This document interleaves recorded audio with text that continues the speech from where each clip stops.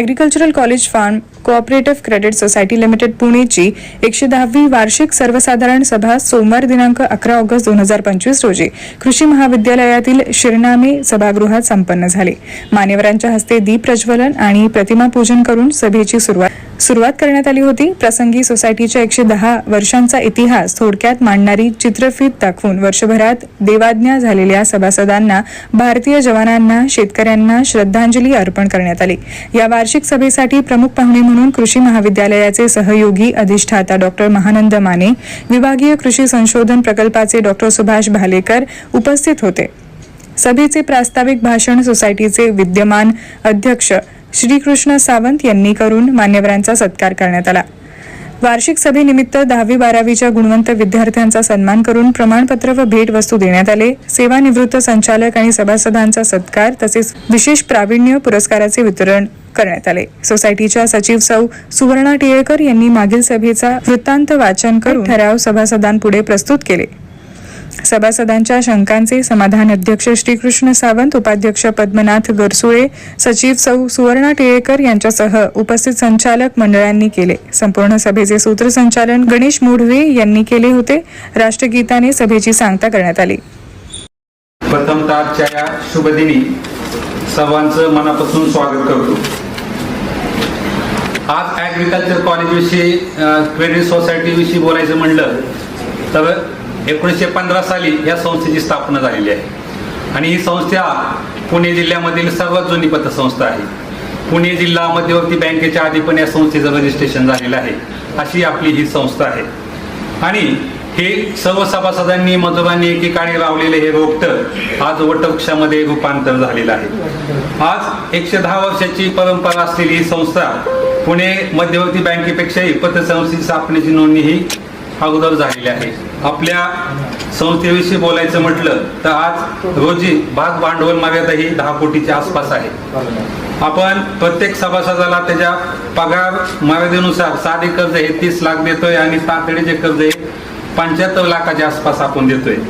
आज आपण यावर्षी संस्थेचं कर्जाचं व्याजदर हे 9% आहे आणि लाभांश पण यावर्षी आपण 9% दिलेला आहे आणि ठेवीला व्याजदर हे 7% आहे आणि सेव्हिंग वरला हे 4% आहे। जर विचार केला तर वर्षभरामध्ये आपण प्रत्येक सभासदाला एक 16% बेनिफिट आपण या संस्थेच्या माध्यमातून देत आहोत। सभासद, सेवानिवृत्त सभासद, ठेवीदार यांच्या सगळ्यांच्या एकीमुळे ही संस्था आज चांगल्या यशामध्ये काम करत आहे। आपले हे संचालक मंडळ आहे गेल्या अनेक वर्षापासून विनामानधन काम करत आहे, त्यामुळं संस्था यशामध्ये या सगळ्या संचालक मंडळाचा पण वाटा आहे। आज सतत अ वर्गामध्ये संस्था काम करत आहे। अ वर्गामध्ये संस्थेचं ऑडिट झालेलं आहे। प्रत्येक वर्षी आपण 10वी-12वी मध्ये विशेष प्रावीण्य मिळालेल्या विद्यार्थ्यांना आपण त्यांचा सन्मान करत असतो। तसंच आपल्या कृषी विद्यापीठातील कर्मचारी जे आहेत त्यांनी विशेष प्रावीण्य त्यांच्या एका संशोधनामध्ये मिळवलेलं आहे। तर अशा सभासदांचा पण आपण प्रत्येक वर्षी त्यांना एक प्रोत्साहन देण्यासाठी एक त्यांचाही सन्मान आपण या माध्यमातून करत असतो। प्रत्येक वर्षी आपण वारकरी संप्रदायातील लोक आहेत त्यांना एक आर्थिक मदत ही प्रत्येक वर्षी आपण त्या माध्यमातून करत असतो। आज अभिमानाने एक सांगेल की जसं 2022 पासून आम्ही सर्व या संस्थेची सेवा करण्याचं काम केलेलं आहे, जळून काम केलेलं आहे आणि एकेकाळी मी या संस्थेचा सभासद, संचालक, व्हाईस चेअरमन ही सगळी पदं तुमच्या सगळ्यांच्या आशीर्वादामुळे मिळाली आणि त्या संस्थेचा आलेख हा कायमच मोठा ठेवलेला आहे। 2022 आणि 23 या काळामध्ये आपण निव्वळ नफा 68,62,093 रुपये आपला झाला होता आणि त्यावेळेला आपल्या मुदत ठेवी ह्या होत्या 14,48,18,000 एवढ्या आपल्या ठेवी 2022 ते 23 या साली होत्या। त्यानंतर 22 आणि 23 या साली परत आपला निव्वळ नफा 78,23,701 रुपये आपला नफा झाला होता। त्यानंतर आपल्या ठेवीमध्ये वाढ झाली।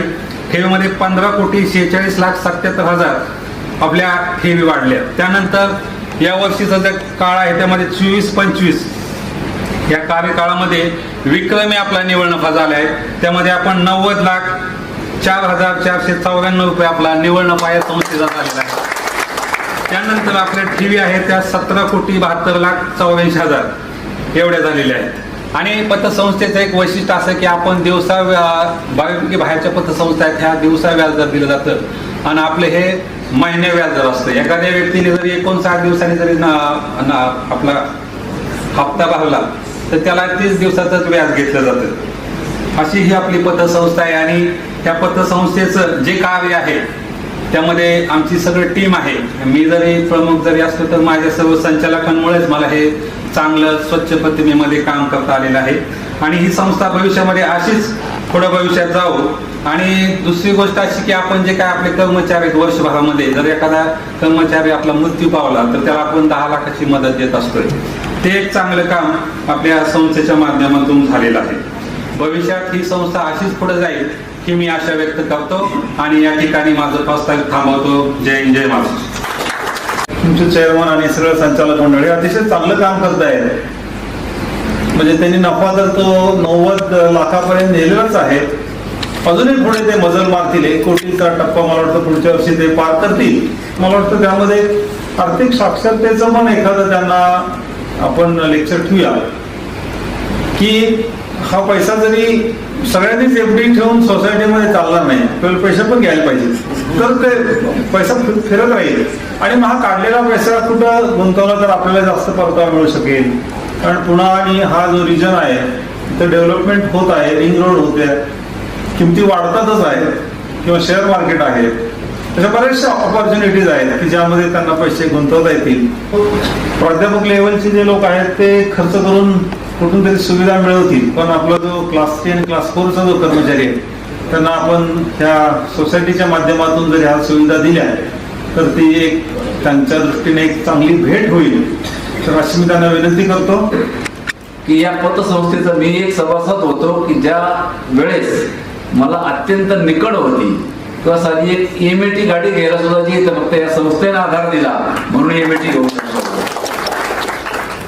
ह्याच संस्थेनं आधार दिला म्हणून छोटीसा प्लॉट प्लॉट घेऊ शकलो की त्या बंगला बांधून राहतो.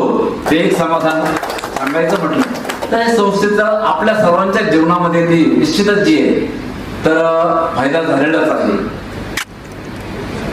आता आपण पाहतो की संस्थेची जी भरभराट आहे ती भरभराट जर पाहिली आपण तर म्हणजे निव्वळ नफ्याचा जर ग्राफ पाहिला तर 68 लाख, नंतर 78 लाख आणि यावर्षी आपण जो पाहतो तो जवळपास 90 लाख. आणि तोही म्हणजे आपल्याला सर्वांना कल्पना आहे की जवळपास 2015 पासून आपल्याकडे कुठल्याही प्रकारची कर्मचारी भरती नाही, स्टाफ कमी आहे, नवीन सभासद नाहीये. जसं आपल्याला कार्यालयामध्ये जे तर कर्मचारी असतील तर कार्यालय आपलं भरलेलं दिसतं, तसंच हा एकेकाळी हा जो हॉल आहे ह्या हॉलमध्ये बसायला जागा पुरत नव्हती.